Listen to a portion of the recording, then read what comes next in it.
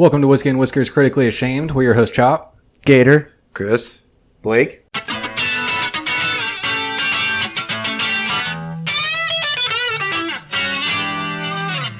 All right, so whose stupid fucking movie was this? Oh, this was mine. This is my gem. Yeah, dude. Just like always, I'm excited to talk about it. I feel like every week, or not every week, 'cause we don't do this every week, but every time we have a Critically Ashamed, there's always, like, sometimes they're just so bad that that's what it is that's entertaining. Sometimes they're actually entertaining. In this case, I don't know that it was either of those things. Yeah, that was pretty much my take on this. Was at least if like a really really bad movie like Velocipaster, for instance, at least it's really bad and we can just bash it and talk shit and be like, yeah, that was fucking terrible. Why do we do this? This was just like a waste of time. Like, it wasn't bad enough to be enjoyable to talk shit about. It wasn't good enough to enjoy watching the movie. It was just there.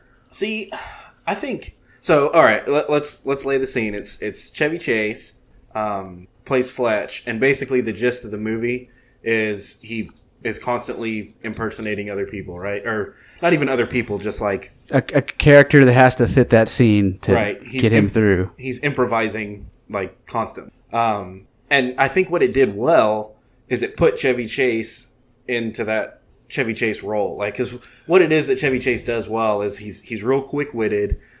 His humor is really dry, and Well, and he disguised well. At least in a couple of them, I found it kind of hard to recognize that it was him. It took me a second to be like, oh, he's just dressed up differently. Yeah, like the teeth and stuff. but what I wanted to say was, it wasn't slapstick. It was somewhat No, it tried to serious. follow a storyline. Right, and the story wasn't that good. A kind of a mystery storyline, right? Like almost a clue, and he's like an investigative journalist that runs around breaking the law, basically, to get a story. I thought Hell it was. yeah. I'm not going to say I thought it was good. It was entertaining. I think that, again, all it was an attempt to put Chevy Chase in the position that Chevy Chase is best in, which is like dry improv humor. Mm-hmm. I thought he was incredibly dynamic in that movie, covering so many different facets of characters. He does voices well, too. Mm-hmm. Yeah, And he just, off the cuff, he'll come up with a name, and then as soon as he has a name, he builds an entire character around it, you know? Dude, and he talks shit with the best of them throughout the whole movie. I thought that's where probably you were gonna actually enjoy that piece. Is he was a good shit talker in this movie. I feel like where this movie loses people is it's dated. It's 1984? 85. Yeah. So it's old enough that I don't know. There's just not a whole lot of special effects. The car chase scene was pretty cool. Yeah, it was realistic. Because he's, it's not him, but someone is actually driving the car, right? Yeah. And all the other cars, and they flip a police cruiser, and it's like a police cruiser that fucking flips. And the motorcycle, and the cop gets out of the car, like, fine. It's like a real stunt man. You know what I mean? It's cool. They're legit. So me and you talked about it just briefly when we were first talking about, oh yeah, I watched the movie, and we kind of came to the same, I think, agreement that for me, like, it doesn't hold up well. Like, this probably would have been a lot funnier in the 80s. Like, it was a little more risque than probably some of the other 80s movies. And but by today's standards, it was not. PG by today's standards, right? And so you kind of related it to Deadpool, with Deadpool being like a newer version of a movie kind of like this, where it's like kind of serious but kind of comedy. And I think Ryan Reynolds is a perfect example of like you say, who's the greatest guitar player? Stevie Ray Vaughan. Well, Stevie Ray Vaughan couldn't have been without Jimi Hendrix, right? Like, he just couldn't have happened. To me, this is not as good as a Deadpool or a Ryan Reynolds, but Ryan Reynolds, like, Wouldn't be if it wasn't for Chevy Chase. if nothing else, is influenced by Chevy Chase's Right. like Oh, and I think- dry snark sense of like. I think fairly heavily influenced. Like, they have a very similar sense of humor and mannerisms and even facial expression. So, but then you get to Deadpool, and there's huge budgets involved. There's lots of special effects. There's and years of perfecting that style of comedy. Right. Like 20 years at least. He got 30 that- 30 years. He got that Hugh Jackman money. where they were just like, I don't know. We've got Chevy Chase. Like, all our budget is going to Chevy Chase and this one car scene. You know, Yeah. The rest of it has to be like like there's not a whole lot of sets, that's just on the street or in someone's apartment or something. Mm-hmm. There's not a whole lot of that. It totally relies on Chevy Chase all the time. Yeah. Yeah, he holds the whole thing together. So I will go into the few parts of the movie that I did find amusing, at least, or kind of funny. So when he's getting the prostate exam at the doctor. Yeah. And the doctor, like, bends him over and then he starts singing or whatever. Moon River. Yeah. And then he, like, squirms again. He's like, oh, are you using the whole fist there, doc? And then they wrap up the exam or whatever, and the doctor's like, oh, I didn't find anything wrong. And Chevy Chase is like, well, it's not for lack of trying or lack of looking. Yeah. That had me laughing a little bit. Dude, when the cops are messing with him and he's talking shit to the cops, it's hilarious. Yeah. Did Mrs. Police Chief help you decorate this office? Yeah. But he's not like snide about it at all. He's just very unbecoming when he says things, unassuming. Or why don't you two go to the gym and pump each other? Yeah. Yeah. It's like, you have a gun? He's like trying to search him and shit. And he's like, no, but Shamu does. Use his. There's also a scene, I think, he knocks on the door to the chick's, like, hotel room or something, and she answers in a towel, like she's just got out of the shower. Yeah. And she says something, and he says something, and he's like, can I borrow your towel? I need to go wipe down. Yeah, I ran over a wildebeest or something. Like, oh, it's a water buffalo. Yeah. But that's what makes him so great is he doesn't crack. He never smiles. And if you don't catch it, like the first time it comes around, he just keeps going. Like he doesn't lay it down again. Like, oh, you must have missed it. No, he's just super dry about it. And yeah, it's good shit. It is funny. Again, I think now it's not a movie that you can go back and tell people, hey, you should go watch this and you're going to have a great time. But it is a movie that you can clearly see the influence that it's had on later movies. Yeah. When you look at it for what it is now, it's just like the same scene over and over. He just improvises different each scene. And you have to get past the soundtrack and the special effects. Yeah. Oh, man, I love the soundtrack. Here's what I would argue, though, is that was Chevy Chase's influence, not Fletch. Like, we could have not had Fletch, and it was still had the exact same influence. Any of the Christmas Vacation or Vegas Vacation or any of those are better Chevy Chase movies than Fletch, but it's still Chevy Chase. Yeah. Well, and none of them are Caddyshack. And he had a pretty small role in that one. Yeah. Did you know in Caddyshack, they cast Chevy Chase and Bill Murray, and they got all the way through production, and they went, wait, we never put those two in the same shot together, ever. And so they wrote this whole scene, the one where Chevy Chase is practicing, playing through in the middle of the night, and he hits his golf ball into Bill Murray's shack or whatever. And then he does the cannonball thing, and that's we have a pool, we have a pond and a pool. Pond's good for you. Yeah. That's that scene where it's just them going back and forth. They just realized like the potential there, and it was completely untapped. And they wrote that whole scene and filmed it after the movie was done, just because they were like, well, we can't have these guys in a movie together and not ever have them together. Like, yeah. That movie was great.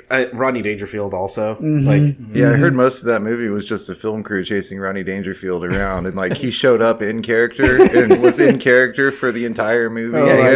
He played Rodney Dangerfield. Character again. He's so awesome. Like, I don't think he was supposed to crash the boat, and he actually crashed the boat. He's just balling out of control. He gets out of his car, and the guy comes up, and he's like, here, park the car, and he gives him like a 5, and then he's like, grab my clubs, carry him over to the cart, and he gives him another 5, and then he takes out a 10, and he goes, and go get a fucking hair, or go get a haircut. And then walks inside.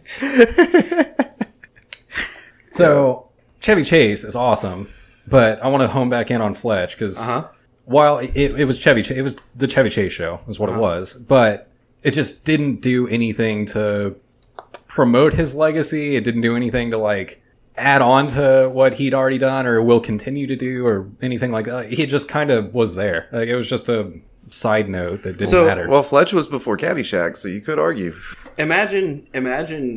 So you've got Chevy Chase on SNL, right? Mm-hmm. And you're like, look how great he is at just playing all these weird different characters. Yeah. And you're like, okay, what's the next step? And they're like, okay, let's make a movie about Chevy Chase. And they're like, well, kind of the reason he's so funny is because he plays all these different characters, and it's not like it's definitely not like Mike Myers' different characters. Right. That's a completely different Or thing. Eddie It's Murphy. Still good. Right. And still like versatile. But Chevy Chase, there's a little bit of Chevy Chase in every one of his characters. Mm-hmm. It's just like, this is Chevy Chase as this. This is Chevy Chase as this. So they were trying to figure out how to make a movie at what it was that he was good at. Right. And they just extended like a patchwork of SNL skits and wrote a overarching plot. A real weak plot to just tie them all together. Yeah.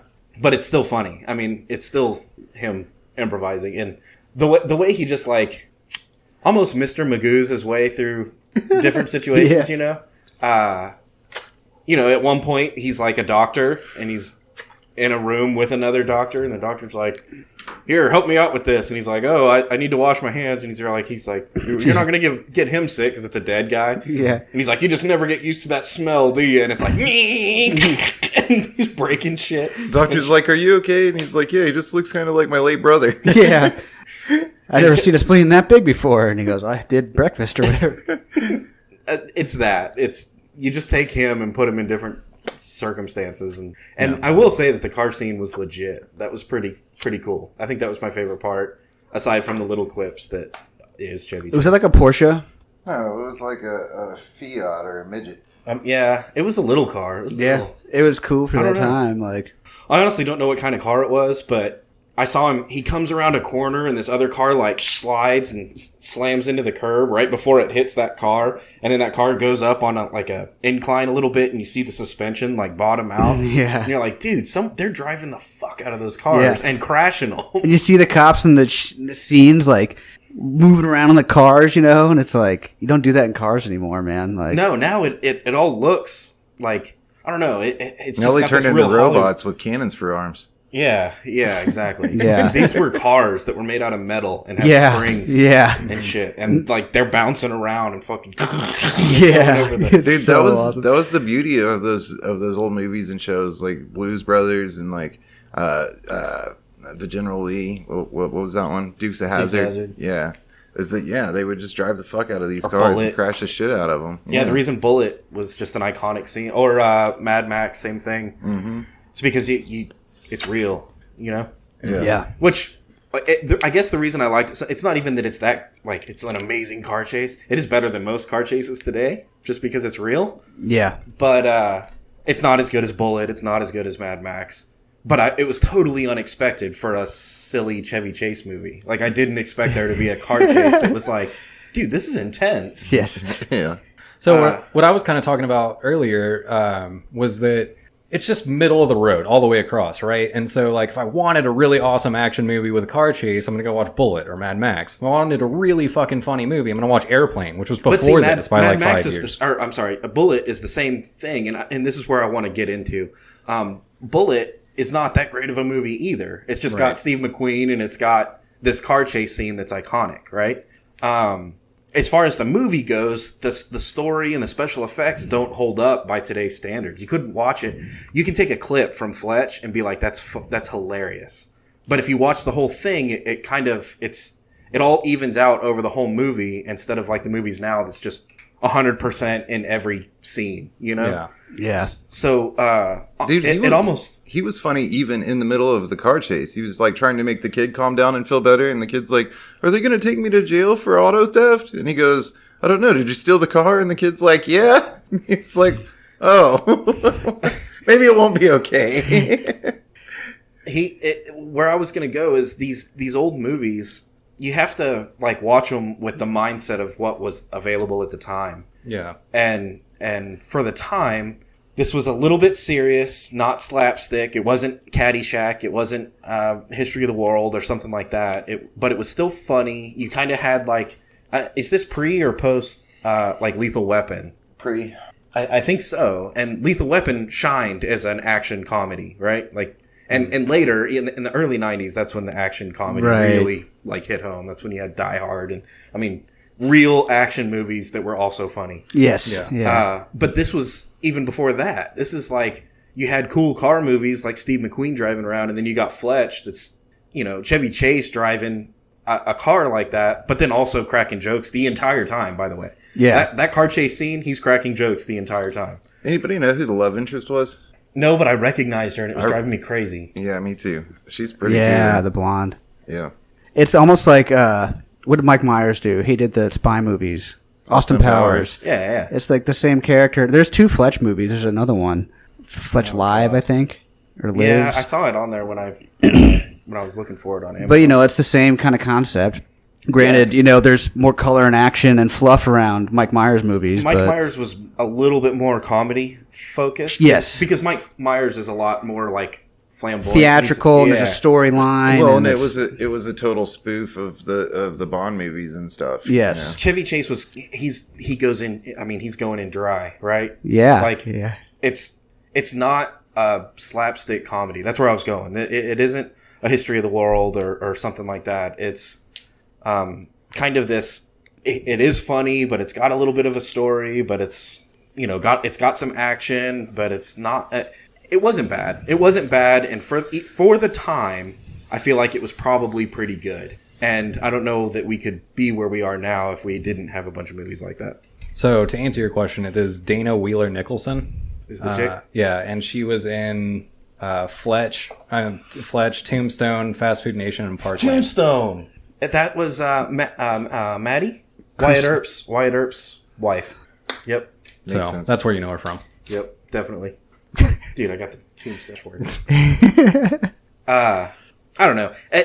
Think of it from that angle, Chop. Like, for the time, it was probably better than it is now. I'm not saying it's a masterpiece, but at least at the time, it was probably pretty good. Yeah, I can see that. It doesn't appeal to me because we have movies that are that same kind of idea now, but it's just progressed so much further. And since it's before my time, it's harder for me to go back and appreciate that at the time that was probably really fucking funny. Yep. That's a total qualifier, too. Yeah, it's like asking a kid to go back and play, like, Centipede or something. Yeah. Yeah. My dad does it all the time with like black and white movies. He's like, it's so funny, and I'm like, no, man, I just don't get it. I don't relate to it at all. Watch it. I do it with cowboy movies. That's because I really do enjoy cowboy movies, and I can go all the way back to a black and white cowboy movie, John Wayne, and to me it's great, and everyone else that watches it. One of my favorite movies of all time is The Man Who Shot Liberty Valance, and I feel like every time I try to get someone to watch it, they're like, "This is boring." And it's kind of the same thing. It's like comedy movies I'm talking about specifically, just older comedy, like this black and white, because it's that era. It's hard to understand the context, and you're like, this doesn't really go anywhere. It's even more archaic than Chevy Chase's and Fletch, and the kids will think because Mike we're Myers used to a is. certain like pacing or we're used to a certain cadence. They started making bricks back then. Now we've got skyscrapers or whatever, Right. as an analogy. So it's just like, oh, cool, it's a hut. I want to go to the cool skyscraper with a pool at the top. And you tell a kid, go back and watch Bullet. It's fucking crazy, and they couldn't do it. Like they're like, dude, Fast and the Furious 5 is the shit. And you're like, have you seen Bullet? Because they're actually driving cars, not sitting in a green room. Yeah. Yeah. And they're like, this sucks. And it's like, it's cool for what it was at the time. This was amazing. Yeah. So for that reason, I'm not going to give it a critically ashamed, but I'm not going to recommend anybody to go watch it either. Like, yeah, probably not. It might. I'll just store it in my catalog of. Have you seen Fletch? Chevy Chase is funny in that too. Yeah. yeah. Old Chevy Chase movies catalog for sure. But realistically, if you want to see Chevy Chase at his finest, go watch the Vacation movies. That's where it's at. For sure. So, yeah, again, not critically ashamed, but I guess I would lean towards critically acclaimed for its time, but I'm not going to recommend it. Yeah. All right, so... Well, whose turn is it? I think we did this, right? So the last one I picked was the FP. Mm-hmm. Zardoz. Chris picked Zardoz Gator. This one was Fletch. Fletch, yeah. That's back on me. Okay, so it's you, Chop. All right, I got one. It's not going to be funny, but I think it's going to be pretty good. Hardcore Henry. Okay.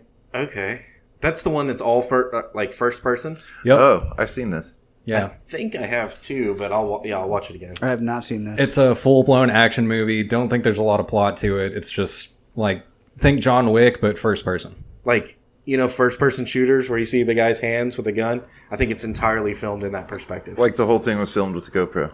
Yeah. Man. Like sitting on his nose or something.